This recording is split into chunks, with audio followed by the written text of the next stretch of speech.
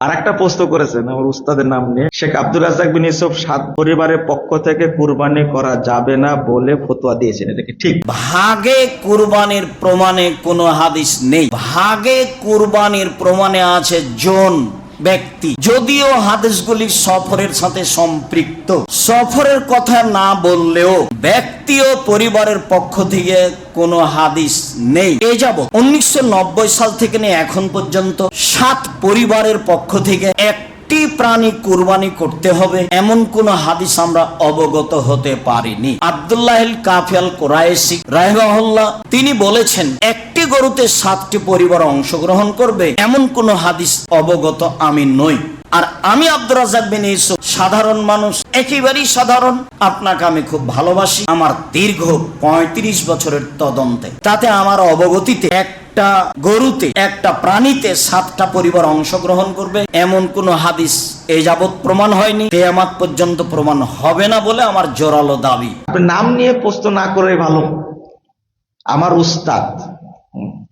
উস্তাদ হিসাবে উস্তাদকে সম্মান দিতে হবে। ফতুয়াগত ইখতিলাফ বা একটু মতভেদ থাকতেই পারে, অস্বাভাবিক কিছু না, কিন্তু উস্তাদ হিসেবে সম্মান করতে হবে। তো যেমন আমাদের সভাপতি মহোদয় অধ্যাপক ডক্টর আব্দুল্লাহ ফারুক সালাফি, তিনি আমাদের সেক্রেটারি মহোদয় শহীদুল্লাহ খান মাদানির সরাসরি ছাত্র। তাই বলে কি শহীদুল্লাহ মাদানি ছাত্র, সভাপতি সাহেবের ছাত্র, কিন্তু আমাদের সেক্রেটারি সাহেব ডক্টর শহীদুল্লাহ খান মাদানি কার ছাত্র? অধ্যাপক ডক্টর আব্দুল্লাহ ফারুক সালাফির ছাত্র কিন্তু। তো এখন মাসালাগত যদি মতভেদ থাকে, কিন্তু সম্মানের জায়গায় কি সম্মান দিতে হবে। মানুষের বুঝ আলাদা থাকে না। যেমন ইমাম শাফির ছাত্র হলেন ইমাম আহমদ। তো একটা মাসালায় ইখতিলাফ হয়েছে, ইমাম আহমদ বিন হাম্বল রাহিমাহুল্লাহ একটু মন খারাপ করেছেন। ইমাম শাফি রাহিমাহুল্লাহ তার বাড়িতে চলে আসছেন, বলছেন যে দেখো আহমদ, তোমার সাথে একটা মাসালায় মতভেদ থাকলেও বহু মাসালায় কি আমরা একমত না? দেখেন কত গুরুত্বপূর্ণ কথা, বুঝেন না মনে আপনারা? বহু মাসালায় কি একমত, কিন্তু কোন মাসালায় কি যদি ইখতিলাফ থাকে, এই জন্য এটাকে কি বড় করে দেখা উচিত না। ভাগা কুরবানি দেওয়া যাবে, এবং পরিবারের পক্ষ থেকে যিনি কুরবানি দিচ্ছেন, ঠিক আছে, যিনি কুরবানি দিচ্ছেন, একজন দিচ্ছে, অভিভাবক দিচ্ছে, নেকি সবাই পাবে। কিন্তু একটা হাদিস অনুবাদ করা হয় আল বাকারাতু আন সাবাতিন ওয়াল জাজুরু আন সাবাতিন, গরুতে 7, উটে না 7। এই হাদিসটাতে আসছে গরুতে 7, উটে 7, কিন্তু উটেও যে 10 জন দেওয়া যায় এটা তো হাদিস আসছে। তাহলে উটে সর্বোচ্চ কতজন? 10 জন। আর গরুতে সর্বোচ্চ কতজন? 7 জন। 7 জনের কমেও দেওয়া যায়, 5 জনে, 6 জনে দেন, আপনি 3 জনে দেন, 2 জনে দেন, কোনো সমস্যা নাই। পরিবারের পক্ষ থেকে একজন কুরবানি দিলে নেকি সবাই পাবে। কিন্তু আমাদের দেশে একটা কথা বলা হয় 7 জনের পক্ষ থেকে, শুধু নেকি 7 জনই পাবে। এই 7 জনের অনুবাদই হলো 7 পরিবার। কয় পরিবার? কারণ এই অনুবাদটা করেছেন কারা? সাহাবী, তাবে যারা এই হাদিসটাকে তারা মানছেন, তাই না? শুধু 7 জনের পক্ষ থেকে হবে এই অনুবাদ কেউ করেননি। বুঝটা হতে হবে কাদের বুঝ? সালাফদের বুঝ। সবসময় মনে রাখবেন কথাটা। এইটা মনে রাখলে আপনার পথভ্রষ্ট হওয়ার সম্ভাবনা 0, ইনশাআল্লাহ। ইনশাআল্লাহ শুধু এতটুকু মনে রাখবেন, সালাফরা যেটা বুঝেছে ওইটাই বুঝবো।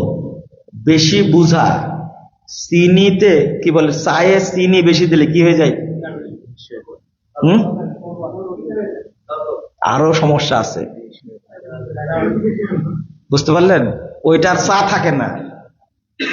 এখন আপনারা তো এইভাবে বললে বুঝবেন না। এই আগের মুরব্বীদের ওয়াজগুলোই ভালো ছিল। আবু দার বর্ধমানী রাহিমাহুল্লাহ, আব্দুল সাত্তার 30 আলী, আব্দুর রব খুলনা, তাদের ওয়াজে মানুষ চেঞ্জ বেশি হয়েছে। আমরা ভদ্র তো, আমাদের ওয়াজে মানুষ চেঞ্জ হয় না। আব্দুল সাত্তার 30 আলী সাহেব বলেছিলেন, নুনু কাটতে যে একটু বেশি করে কাটিও, তাহলে বুঝে কেমন লাগে। বুঝেন না কথা? সোজা কথা একবারে। সব জিনিস কি বেশি করা যায়? বেশি বুঝবেন না, যতটুকু বুঝেছেন সালাফরা ততটুকুই কি।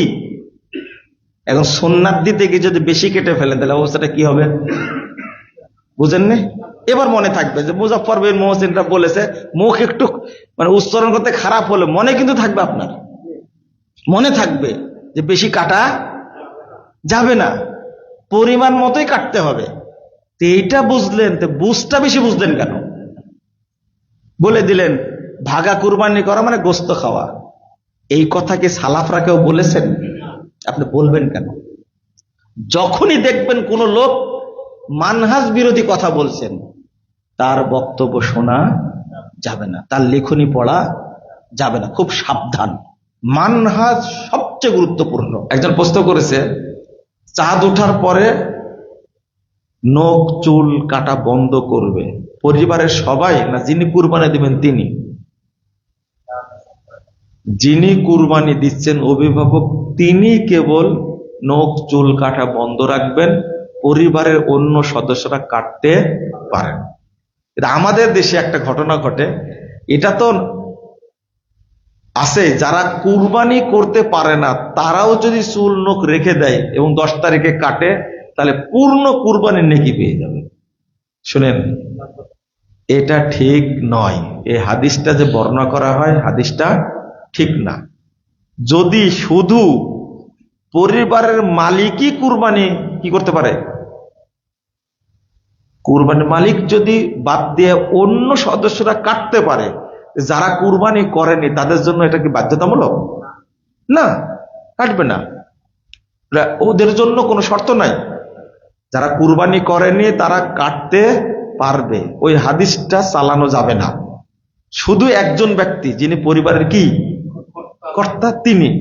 এই হাদিসটা সালাফরা এভাবে বুঝেছেন, আমরা যে কিভাবে বুঝলাম। যেমন যিনি কুরবানি করেন নাকি কি শুধু তিনি পান,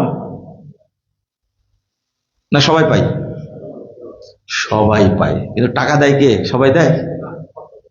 ঠিক এই নির্দেশটা যদি একজন মানে, তাহলে নেকি সবাই পাবে। কথা বোঝা গেছে? আশা করি স্পষ্ট হয়েছেন। একবার জনৈক শায়েখের দার্সের আলোচনায় শুনেছিলাম, আমাদের প্রিয় নবী সাল্লাল্লাহু আলাইহি সাল্লাম একজন সাহাবীকে ইলম ও তারবিয়াত প্রদানের সময় 2 হাতের মাধ্যমে মুসাফা করমর্দন করেছিলেন। এটা সহি ঘটনা, এবং সাহাবীর নাম কি ছিল সম্ভব আমার স্মরণ নাই, জানায় উপকৃত করে। এই সাহাবী হলেন আব্দুল্লাহ ইবনে মাসউদ রাদিয়াল্লাহু আনহু। এখানে আপনারা লিখছেন মুসাফা, এটা ভুল হয়েছে, এটা মুসাফা না। ইমাম বুখারী রাহিমাহুল্লাহ, একটু খেয়াল করেন, এইটাই বেদাতীরা দলিল দেয়। ইমাম বুখারী রাহিমাহুল্লাহ প্রথম অধ্যায় রচনা বাবুল মুসাফা, মুসাফার অধ্যায় রচনা করেছেন। এবার অধ্যায় হচ্ছে বাবুল আখযি বিল ইয়াদাইন, 2 হাত ধরা। তাহলে মুসাফা একটা অধ্যায় আর 2 হাত ধরা একটা অধ্যায়। 1 2 নম্বর হলো যে হাদিসটা নিয়ে আসছেন, ইবনু মাসউদ রাদিয়াল্লাহু আনহু বলছেন, তিনি আমাকে তাশাহুদ শিক্ষা দিচ্ছিলেন যেভাবে তিনি কোরআন শিক্ষা দিচ্ছিলেন। তো ওই হাদিসের ইবারত হলো কাফি বাইনা কাফাইহে, আমার হাতের তালুটা তার 2 হাতের তালুর মধ্যে ছিল। কয় হাত হলো? 3 হাত হলো। 4 হাত কই? এখন বলবেন যে আল্লাহর নবী 2 হাত দিলেন, ইবনু মাসউদ রাদিয়াল্লাহু আনহু 1 হাত দিলেন, তিনি এত বেয়াদব? তওবা তওবা। এইভাবে অনুমান করে আপনি একটা হাদিসকে, আপনাকে বলিনি, যারাই অনুবাদ করে, আপনারা তো ঠিকই লিখছেন।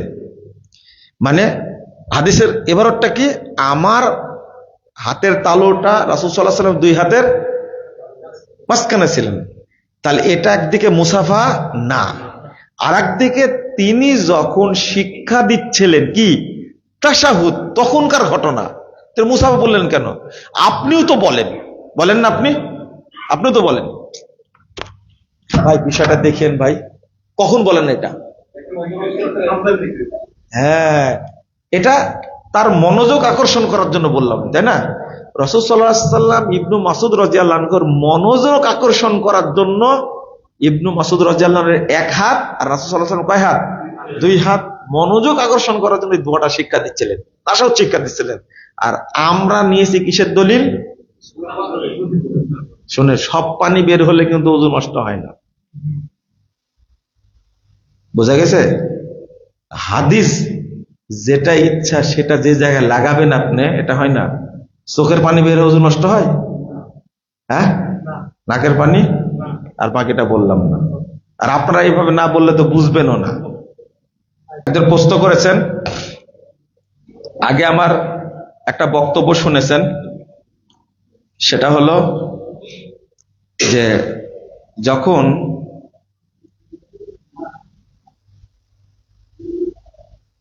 হাসি আসে না হাই আসে, হাই যখন আসে, হাসি লেখছেন মনে হচ্ছে নাকি? আচ্ছা আচ্ছা আচ্ছা, লা হাওলা ওয়ালা কুওয়াতা ইল্লা বিল্লাহ বলে, তাই না? আমাদের যে প্রচলিত, ওই এয়ারপোর্টের গল্প করেছিলাম মনে হয়, তাই না, বক্তব্যের মধ্যে, যে এক ভদ্রলোক এয়ারপোর্টে, ঢাকা এয়ারপোর্টে দূর থেকে দেখছে, আসে না কাছে, দেখ সময় আসলো, সালাম দিল। যে অনেক দূর থেকে দেখছি কিন্তু আসতে ভয় করছি। কেন ভয় পাচ্ছেন? যদি বলেন জাল। কেন? বলছে এত কষ্ট করে সব মুখস্থ করলাম, এখন বলেন জাল। এই যে নামাজের নিয়াত মুখস্থ করা, যে পিটাইছে, আপনি বলছেন কোনো দলিল নাই, জাল। তারপরে ওযুর দোয়া শিখাইছে, বলছেন জাল। তারপরে তারাবির দোয়া, তারাবির মুনাজাত শিখাইছেন, বলেন জাল, কিছুই নাই। এখন যদি আইসি আবার বলেন জাল। আমি বললাম যে ও আচ্ছা, এই জন্য ভয়ে আসছেন না? বলছে হ্যাঁ, ভয়ে আসছেন না। সালাম দিয়ে পড়েছেন না আহমদুল্লাহ আস্তাগফিরুল্লাহ, বলছে এটাও জাল।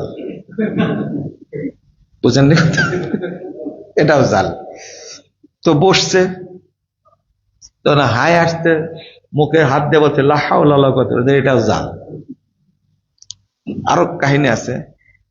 আপনি বলেছেন এখানে এটা বেদাত, দয়া করে সহি সুন্নাহ মতে কি বলতে হবে জানা উপকৃত হবে। এর কোনো দলিল পাওয়া যায় না, কি বলতে হবে? হাদিস আসছে কি শুধু মুখে হাত দিতে হবে। কি দিতে হবে? শুধু মুখে হাত দিতে হবে।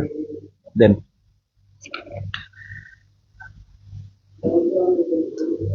ইম্পোর্ট করার ক্ষেত্রে সরকারি নিয়ম কি?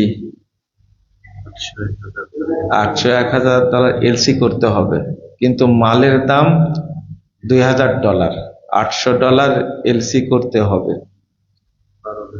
1200 আন্ডার করে পাঠাতে। আচ্ছা আচ্ছা, সেটা হুন্ডির মাধ্যমে, সরকার জানে না, সেটা বৈধ হবে কি? কারণ আমাদের দেশে টিটি আন্ডার করার সরকারি কোনো নিয়ম নাই। প্রথম কথা হলো যে হুন্ডি রাষ্ট্রীয়ভাবে নিষিদ্ধ থাকলে করা যাবে না। তবে যখন রাষ্ট্র আপনার উপরে জুলুম করবে, কি করবে? জুলুম করবে, তখন আবার সেই ক্ষেত্রে কি হবে? জায়েজ হবে। অনেক সময় রাষ্ট্র জুলুম করে না, যেমন ট্যাক্স আপনার হবে না, নাই, জোর করে আপনার কি ট্যাক্স নির্ধারণ করেছে, তখন আপনি উকিলের সাথে কন্ট্যাক্ট করে সেটা আপনি বেরিয়ে আসবেন সেখান থেকে, কারণ ওটা কি? জুলুম। ইবনু মাসউদ রাদিয়াল্লাহু আনহু এবং তাবেঈদি থেকে একটা বর্ণনা আসছে যে যখন ঘুষের ক্ষেত্রে জুলুম হবে আপনার প্রতি, তখন আপনি কি করবেন? দিলে ওদের জন্য ঘুষ, আর আপনার জন্য কি হবে? জুলুম। যেমন বহু মানুষ এই যে বন্দরে মাল আটকে আছে, ঘুষ না দেওয়া পর্যন্ত কি ছাড়ে না, তখন কি করবেন? আপনি ব্যবসা বন্ধ করে দেবেন? এই এলসির ক্ষেত্রেও কিন্তু ব্যাংক যে মানে কি বলবো নিয়ম যেটা, এটা কিন্তু অনেকটা জুলুম। এটা খেয়াল রাখবেন। এর অর্থ এটা না যে আপনি ব্যবসা বন্ধ করে দিবেন। এই যে এই সরকার আসার পরে, ডক্টর ইউনূস সাহেব ওখানে যাওয়ার পরে যে ঘটনাগুলো ঘটছে, আমরা তো পেপার পত্রিকায় পড়ি। কেন ঘটছে? একজন ব্যক্তি বলছে যে আমাকে প্রতি মাসে 40 থেকে 50 লাখ টাকা ঘুষ দেওয়া লাগে। কয় টাকা? 40 থেকে 50 লাখ টাকা। কেন ঘুষ দিতে হবে? আমি যদি টাকা দিয়ে সম্পদ নিয়ে আসি, আমাকে কি দিতে হচ্ছে? ট্যাক্স দিতে হচ্ছে। কত পার্সেন্ট? একটা গাড়ির দাম যদি আমরা এখানে বাংলাদেশ থেকে কিনি, মূল টাকা হচ্ছে সর্বোচ্চ 15 লাখ টাকা। সেখানে সেই গাড়িটার দাম নিচ্ছে আমাদের কাছ থেকে 45, 50, 55 লাখ টাকা নিচ্ছে। কেন এত পার্সেন্ট ট্যাক্স? কেন? এরপরেও সরকারি যেটা কোষাগার, সেখানে ফান্ড শর্ট। আবার মানে এই কি বলে রেমিটেন্স আসার জন্য ওয়াজ করি আমরা। এইগুলো একদিকে জনগণকে শোষণ করছে, আর একদিকে রাষ্ট্রকে কি করেছে? ভঙ্গুর করে দিয়েছে। এটা একটা জুলুম। জামাতে সালাত আদায়ের ক্ষেত্রে ইমামের সালাত সবার সালাত, কি লেখছে? জামাতে সালাত আদায় ক্ষেত্রে ইমামের সালাত সবার সালাত হবে না, যার যার সালাত তার তার। ও, এই লজিক আপনার ব্রেনে ঢুকলো কি করে? একটা হাদিস আসছে যে ইমামের দোয়া মুক্তাদির দোয়া, আর ইমাম যদি দোয়া না করে মুক্তাদির জন্য সালাতে, তাহলে খেয়ানত করলো। এই হাদিসটা জাল। এই হাদিসটা কি? জাল। এটা কিন্তু কেউ দলিল হিসেবে পেশ করে। এটা তিরমিজির হাদিস, হাদিসটা ঠিক না। দ্বিতীয়ত, একটা হাদিস আসছে ইমাম যে তেলাওয়াত করে সূরা ফাতিহার পরে যে তেলাওয়াত করলে, এই তেলাওয়াতের নেকি ইমাম পাবেন যেমন, মুক্তাদিও কি পাবেন, যদি মনোযোগ দিয়ে শোনেন। কারণ কোরআন তেলাওয়াত শোনাটাই একটা ইবাদত। ওয়াইদা কুরিয়াল কুরআনু ফাসতামিউ লাহু ওয়া আনসিতু লাআল্লাকুম তুরহামুন। অর্থাৎ সূরা ফাতিহার পরে যেটা তেলাওয়াত করে, এটা ইমাম তেলাওয়াত করলে আর আপনি শুনলে, ইমাম তেলাওয়াতের কারণে নেকি পাবে, আর আপনি শোনার কারণে কি? ফাসতামিউ লাহু ওয়া আনসিতু, মনোযোগ দিয়ে চুপচাপ শোনো। আচ্ছা, আরেকটা দিন।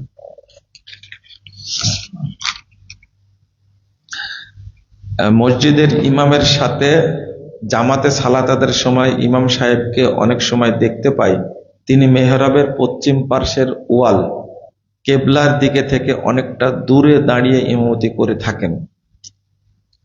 জামাত চলাকালীন কোনো মুসল্লি যদি বৈধ জায়েজ কারণে কাতারের মধ্যে ভিতর দিয়ে চলাচল করতে হয়, তাহলে কি গুনাহ হবে? আমরা জানি ইমামের সূত্রাই মুসল্লির সূত্রা হিসাবে বর্ণিত। তাহলে ইমাম সাহেবকে কতটুকু দূরত্বে দাঁড়ালে সূত্রা হিসাবে গণ্য হবে? 3 হাত। কয় হাত? হাদিসে 3 হাতের কথায় আসছে। ইমাম যদি সামনে থাকে, ইমামটাই সূত্রা, ইমামের সামনে দিয়ে যাতায়াত করা যাবে না, কিন্তু কাতারের মধ্যে দিয়ে প্রয়োজনে যাতায়াত করা কি যাবে। এটাই সুন্নাহ। বুঝেন না মনে হয়, তাই না? ইমাম আমার সামনে দাঁড়ানো আছে, ইমাম এবং তার ওয়ালের মাঝে বা সূত্রার মাঝে যাওয়া যাবে না। তবে পিছনে 10টা 8টা কাতার হয়েছে, এই কাতারের মাঝ দিয়ে যাওয়া যাবে। আপনার ওজন নষ্ট হয়ে গেছে, আপনি কাতার দিয়ে বেরিয়ে গেলে তাকে বাধা দিতে পারবেন না, আপনি, এটা নিষেধ।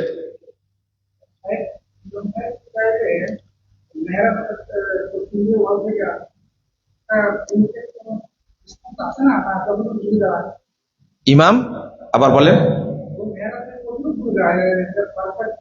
আচ্ছা, মেহরাব থেকে কত দূরে দাঁড়াবেন? এটা পশ্চিম থেকে কত দূরে দাঁড়াবেন? একটা হাদিস আসছে যে ওয়াল এবং সেজদার জায়গা একটা বকরি যেতে পারবে, এতটুকু ফাঁক থাকলেই হবে। বকরি, একটা হাদিস আসছে এতটুকু ফাঁক থাকলেই হবে। আর একটা হলো, যখন দেখবেন যে মুসল্লি কম, তখন ইমাম সাহেবকে বলবেন যে মুসল্লিদের কাতারে দাঁড়েন, আর মুসল্লিরা পিছনের কাতারে দাঁড়াবে, ঠিক আছে? আর যখন মুসল্লি বেশি তখন কি মেহরাবের মধ্যে দাঁড়াবে, কোনো সমস্যা নাই। বুঝলেন মনে হয় কথাটা?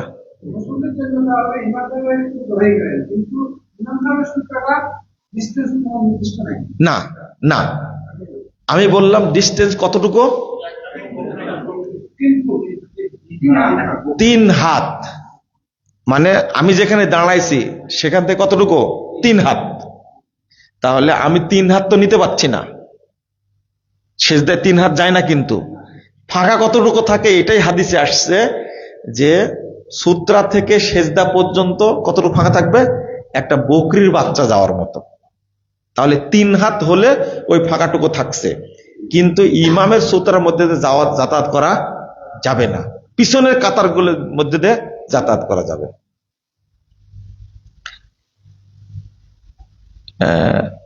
একবার